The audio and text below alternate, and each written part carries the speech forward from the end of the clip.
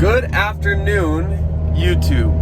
I am in the greatest mood because it is Monday, but I'm on my way home from my work day already. It was a long day, but I have a nice, calm and relaxing commute because it's all through countryside and it's beautiful.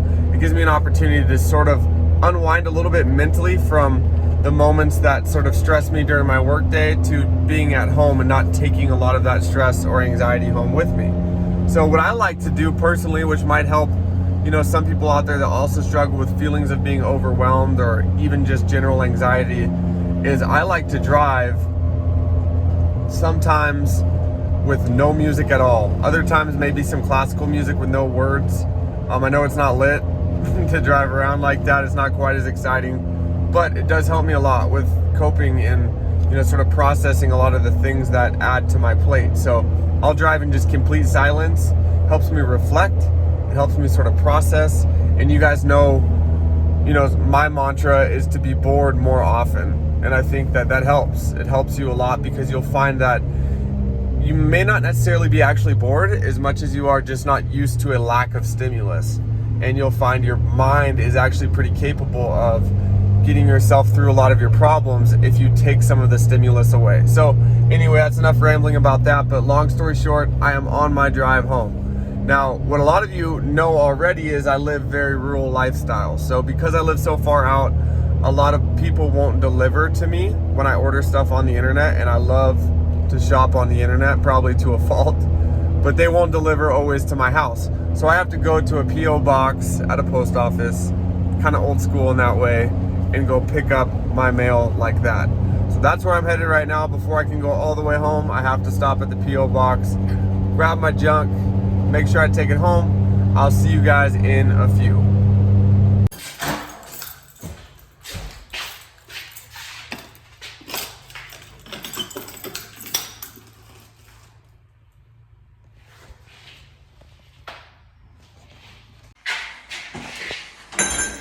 How you doing today?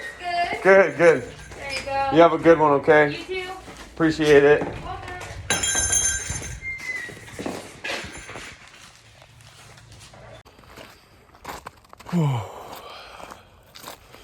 I think you can get a good look here in the backyard of how much snow is still lingering around, even though it hasn't snowed in multiple days.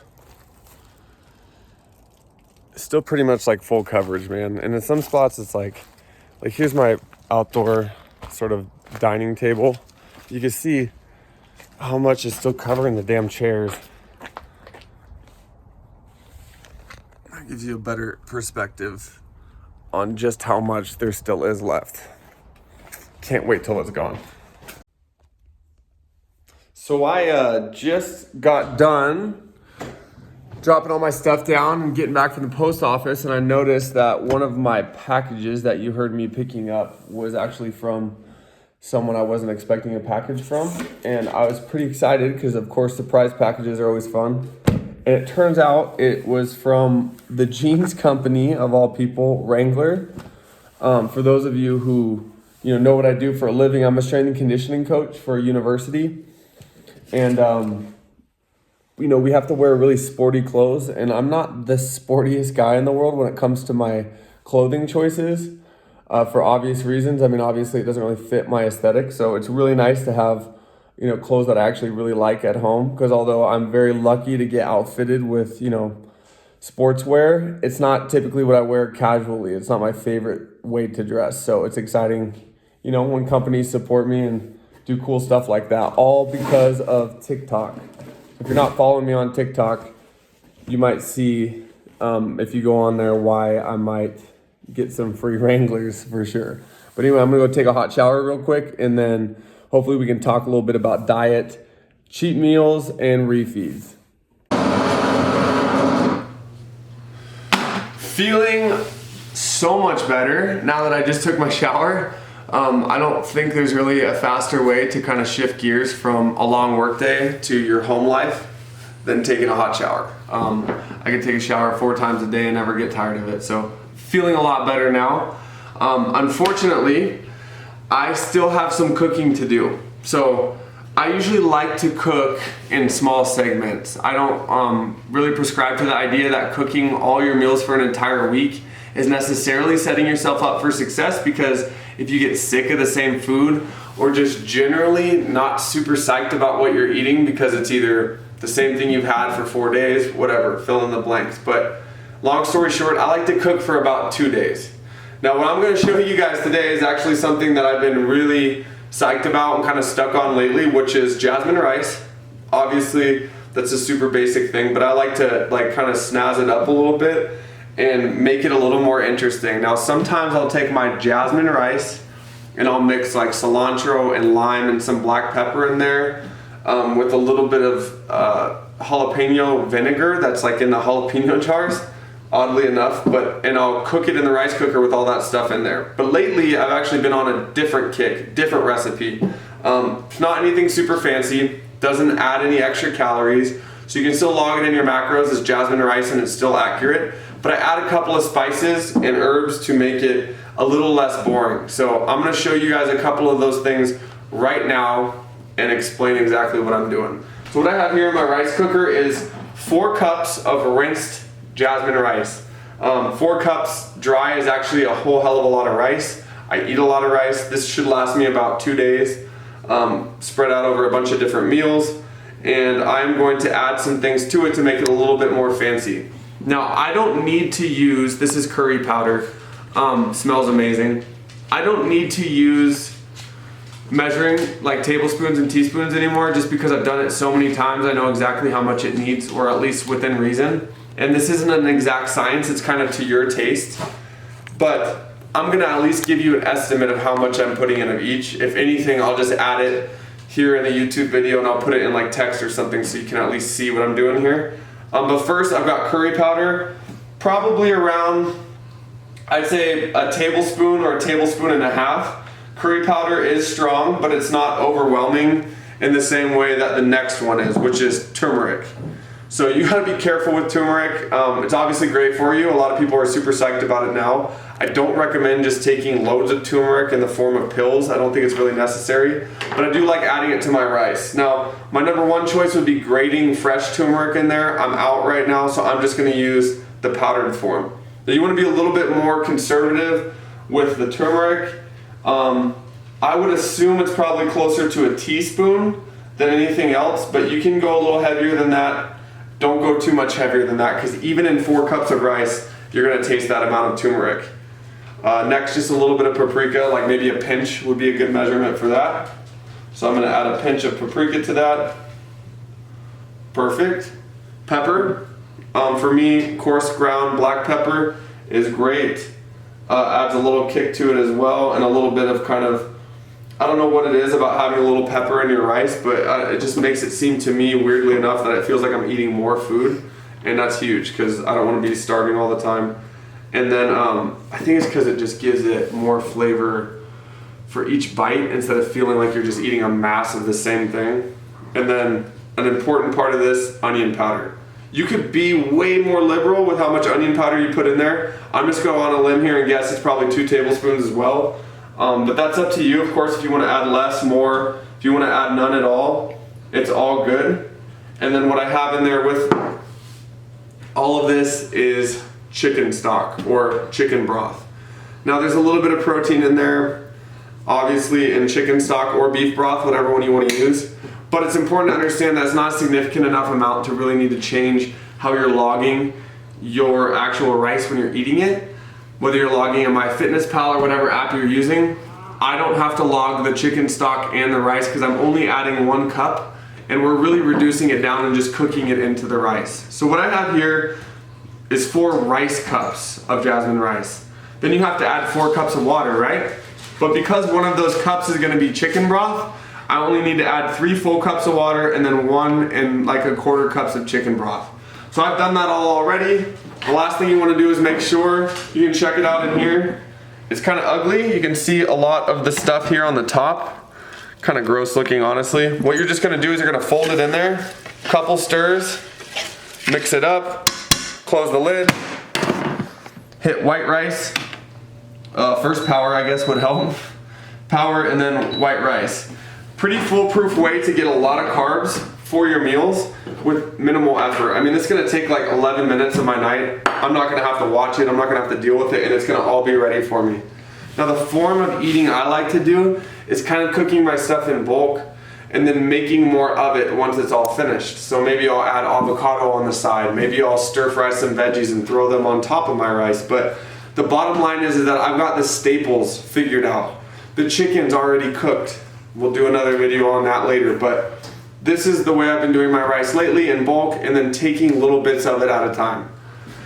Now, the last thing I wanted to talk about today in my YouTube video is it's something that I think is important to bring up for a lot of people that are just starting their fitness journey, which is understanding the purpose and meaning of a cheat meal or a refeed. Now, today's Monday. I mean, it's the first day of the week, and I had a lot of energy today. And the main reason for that is that I structured and organized a way to make sure that I put aside some time yesterday to sit down and enjoy some food. Now, what I used to do back when I started my journey is I just used to go all out and go crazy and just eat whatever the hell I was thinking about all week, whether it was pizza, In-N-Out burger.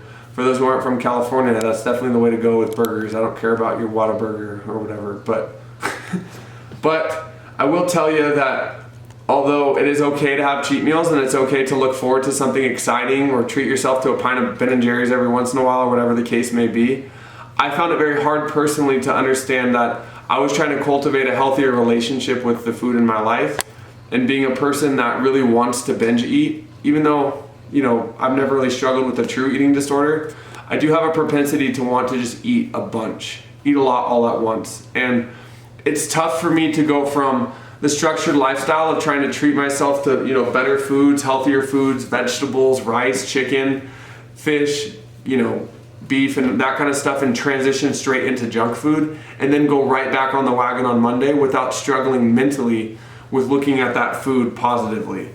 So what I found in my life to understand is I started learning a little bit more about what the whole purpose of the cheat meal was in the first place. Well, if you're somebody who just really can satisfy yourself with a couple of slices of pizza and a glass of wine and call it and walk away from the table, and that's your personality, cheat meals are perfect for you, because they put you in a mind frame or a mindset where you're happy with what you ate and you're looking forward to the healthier foods afterwards. And you should treat yourself once a week to those cheat meals. And if it's the holidays, maybe you have Thanksgiving and Christmas and New Year's, and you give yourself all 3 of those days to really just forget, let loose, and just eat. But if you're somebody who struggles more with binge eating or struggles with turning that switch off, I recommend understanding the difference between a cheat meal and a refeed. Now, when I'm talking about this word refeed, R-E-F-E-E-D, we're just thinking about replenishing all the stuff that we lost during the week because we've been eating so clean or eating so healthy or eating so on track. You'll find yourself closer to the end of each week in a lot of these diets. If you're not eating in a caloric surplus all the time, you'll find yourself starting to empty out your glycogen stores, your energy stores in your body. Now, when we're talking about glycogen, of course, there's, you know, more intricacies involved in the Krebs cycle and fat oxidation and stuff, but really what we're talking about is just manipulating your carbohydrate intake. So that can sound extremely overwhelming, but really when we break it down, you'll understand what I'm saying. Let's say that for my maintenance calories or my maintenance macros, I should be eating somewhere around 300 grams of carbs a day, which is actually pretty accurate right now. If I eat 300 grams of carbs a day, even me, for 5-6 days in a row, by that 5th or 6th day, my glycogen stores, even with that 300 grams of carbs, is going to be a little bit depleted. I'm going to be lacking a little bit of energy, and the idea is to structure and plan a way for me to take in a whole hell of a lot more carbs in a day and plan it with cleaner sources of food. So I'm not just eating In-N-Out burger or pizza or donuts because they're soaked in grease and there's much more going on there than just carbohydrates. I'm making my food at home or finding healthier, cleaner ways to still enjoy a nice day of eating, but do it in a way where I'm getting a certain amount of carbs in with a plan. So that's what I like to do with my cheat meal days or treat meal days, is to actually plan a refeed and eat foods specifically that are higher in carbohydrates with the purpose of trying to reload those glycogen stores and get ready for the next day, but do it in a cleaner way. Do it without the burgers, Well, without the takeout burgers. Do it without Taco Bell, as much as I love Taco Bell. Do it without, you know, takeout pizza, and maybe try to do it more with things like home-baked home fries or pancakes that you made at home. Or maybe you want to do, you're really looking forward to some sandwiches and you want to like make sure you're taking in more carbs. That's the way that I'm looking at things when I'm doing a refeed versus a cheat meal. Now, does that mean all of my cheat meals are out the window and I only refeed for the rest of my life? No, of course not. There's going to be days, times, vacation, and situations where it is important to sit down and not track your food. But this is important to understand that it's not always about sitting down and just going nuts with food. Sometimes it's about really understanding a little bit more about the fuel you're putting in your body, and you can still treat yourself in a more planned and organized way. Now, you don't necessarily, I guess typically for a refeed, you'd have to know exactly how many carbs you're taking in on your refeeding meal. But generally speaking, you'd be okay with just treating it more like a cheat meal, but try to make more of that food homemade. Try to take some of the junk out of it, some of the trans fats out of the situation, some of the grease, and just focus more on whole foods that you're really thinking about during the week that you can't necessarily fit in, you know, on a typical day. Now, I'm tired, I'm hungry, I'd really like to sit down, relax, and watch a show, and just, you know, kind of vibe out for a little bit. So my rice is almost done. Once it's finished, I'm gonna put my dinner together, relax, and call it a night. I look forward to the next YouTube video coming up. Until then, you guys enjoy the rest of your night, your day, wherever you're at in the country, wherever you're at in the world. I'll talk to you soon. Thank you. All right, guys, bye.